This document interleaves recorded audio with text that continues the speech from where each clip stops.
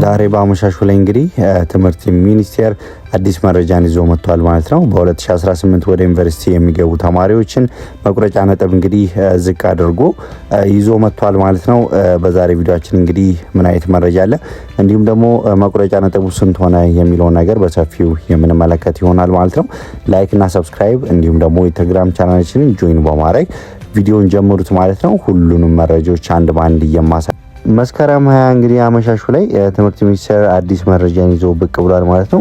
እንግዲህ በ2017 ማትሪክን የወሰዱ ተማሪዎች ወደ ዩኒቨርሲቲ መቀላቀያ መቁረጫ ነጥብን ትምህርት ሚኒስቴር እንግዲህ እንዳምነው ሳይሆን ትንሽ ቀነስ አድርጎ አዲስ መረጃን አውጥቷል ማለት ነው።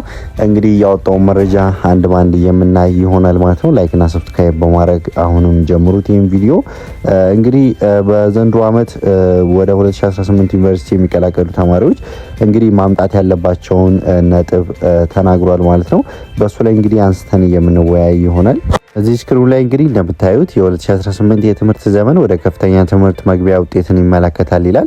የትምህርት ስልጠና ፖሊሲ ተማሪዎች ወደ ቀጣይ የትምህርት ደረጃ ለመዛወር 50 በመቶ በላይ ማምጣት እንዳለባቸው ይደነግጋል። በዚሁ መሰረት በ2017 የትምህርት ዘመን በኢትዮጵያ ሁለተኛ ደረጃ ትምህርት ማጠናቀቂያ ሰርተፍኬት ማለትም የ12ኛ ክፍል ማትሪክ ማለት ነው በአማካይ ውጤታቸው 49.5 እስከ 49.99 ያመጡ ከመቶ ማለት ነው ማንኛውም ተማሪ ወደ ዩኒቨርሲቲ መቀላቀል ይችላል ብሏል። እንግዲህ በዚህም አማካኝነት ማለት ነው ስሌቱን በምናሰላበት ጊዜ ወደ 297 ያመጣ ተማሪ እንግዲህ ወደ ዩኒቨርሲቲ ጆይን ማድረግ ይችላል ማለት ነው። በዚህ ዓመት እንግዲህ ከቀጣዩ ዓመት 50% ነበረ፣ አሁን ግን ወደ 49.5 ዝቅ ብሏል ማለት ነው። ይህ ደግሞ አሪፍ ነው ብዬ አስባለሁ።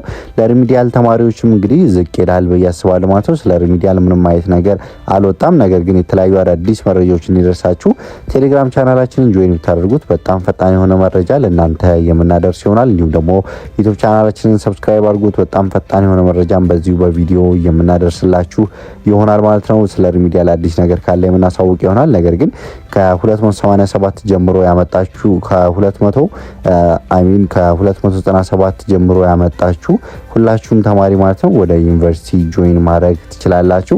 ላይክ እና እንዲሁም ደግሞ ሰብስክራይብ ማድረግ እንዳይረሳ። በሌላ ቪዲዮ እስከምንገናኝ ድረስ ይመቻችሁ።